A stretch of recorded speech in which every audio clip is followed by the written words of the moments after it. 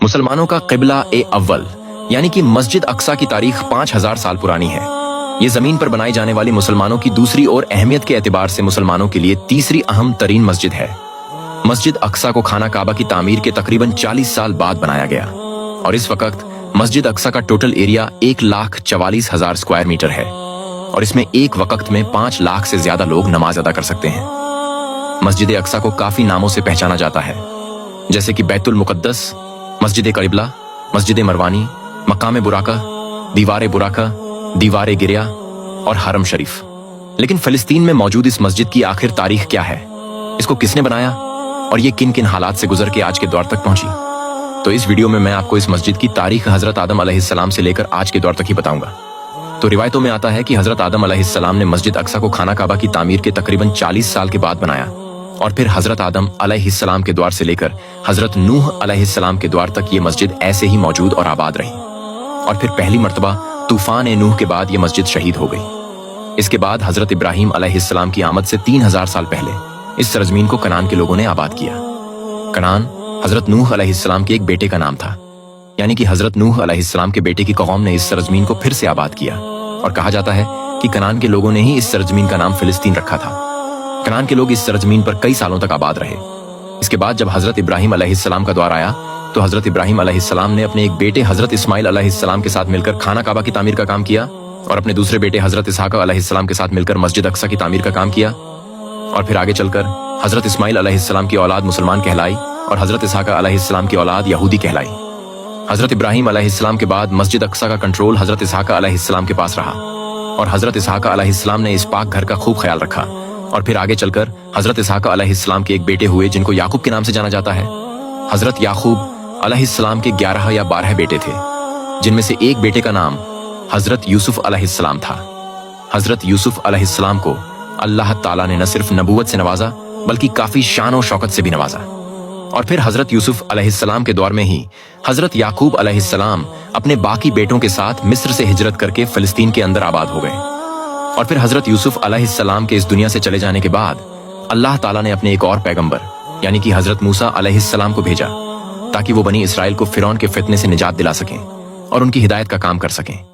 और फिर बनी इसराइल हजरत मूसा अलैहिस्सलाम के साथ फिरौन के फितने से बचकर एक मर्तबा फिर मिस्र से हिजरत करके फिलिस्तीन के अंदर आकर आबाद हो गए। इसके बाद दौर आता है हजरत दाऊद अलैहिस्सलाम का। तो हजरत दाऊद अलैहिस्सलाम ने एक मर्तबा फिर से मस्जिद अक्सा की तामीर का काम शुरू किया, लेकिन हजरत दाऊद अलैहिस्सलाम अपनी जिंदगी में मस्जिद अक्सा की तामीर मुकम्मल न कर सके। तो हजरत दाऊद अलैहिस्सलाम ने इस काम की जिम्मेदारी अपने बेटे हजरत सुलेमान अलैहिस्सलाम के हवाले कर दी। हजरत सुलेमान अलैहिस्सलाम जो कि खुद अल्लाह ताला के एक पैगंबर थे, उन्होंने मस्जिद अक्सा की तामीर के काम को जारी रखा और फिर आखिरकार हजरत सुलेमान अलैहिस्सलाम ने मस्जिद अक्सा की तामीर मुकम्मल कर दी।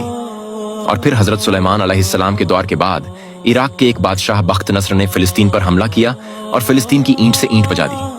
उसने बेशुमार यहूदियों को कत्ल करने के साथ साथ उनके मजहबी सहीफों को भी जला दिया। लेकिन फिर बख्त नस्र की हुकूमत को भी कुछ ही अरसे बाद जवाल आ गया और ईरान के एक बादशाह साइरस द ग्रेट ने फिलिस्तीन को फतह करके एक मर्तबा फिर तमाम यहूदियों को वहां पर आने की इजाजत दे दी। इसके बाद दौर आता है हजरत ईसा अलैहिस्सलाम का। हजरत ईसा अलैहिस्सलाम भी यरूशलेम के शहर में ही पैदा हुए और यहीं पर यहूदियों ने हजरत ईसा अलैहिस्सलाम को सलीब पर चढ़ाया और फिर हजरत ईसा अलैहिस्सलाम के आसमान पर उठाए जाने के तकरीबन 70 साल बाद रोमियो ने फिलिस्तीन पर हमला किया। वो हमला इतना शदीद था कि उन्होंने तकरीबन पूरे फिलिस्तीन को तबाह कर दिया और उस वक्त मस्जिद अक्सा की सिर्फ 4 दीवारें बाकी रह गई थीं।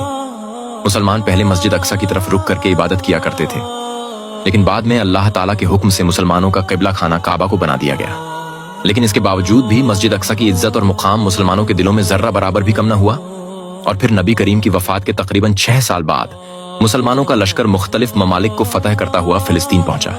जब ईसाइयों ने मुसलमानों की फौज को देखा तो वो डर गए और खुद को किला बंद कर लिया और मुसलमानों की तरफ सुलह का पैगाम भेजा। इसके साथ ये शर्त रखी कि अगर उस वक्त के खलीफा खुद आएंगे तभी वो लोग सुलह करेंगे। तो उस वक्त के खलीफा हजरत उमर रजी अल्लाह अन्हु ने इस पाक जमीन का एहतराम करते हुए खुद तशरीफ लाए और बैतुल मुकद्दस के हुक्मरानों के साथ सुलहनामा तय किया और वहां पर अमन और अमान को वैसे ही कायम रखा।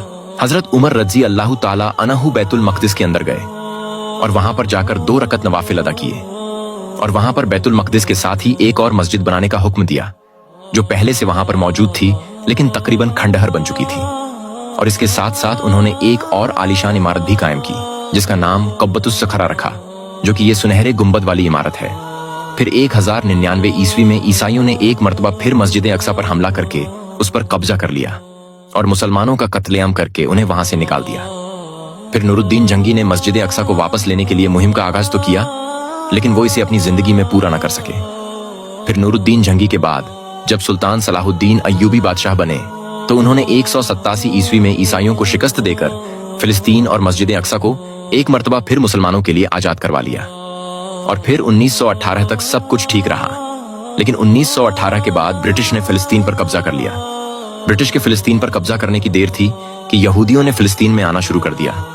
और फिर 1948 में यहूदियों ने फिलिस्तीन में एक अलग मुल्क यानी कि इजराइल के वजूद में आने का ऐलान कर दिया। मुसलमानों, ईसाइयों और यहूदियों तीनों के लिए मस्जिद अक्सा बहुत खास है और तीनों में से कोई भी मस्जिद अक्सा को छोड़ने के लिए तैयार नहीं। आखिर में अल्लाह ताला से ये दुआ है कि अल्लाह ताला मस्जिद अक्सा को अपनी हिफाजत और अमान में रखे।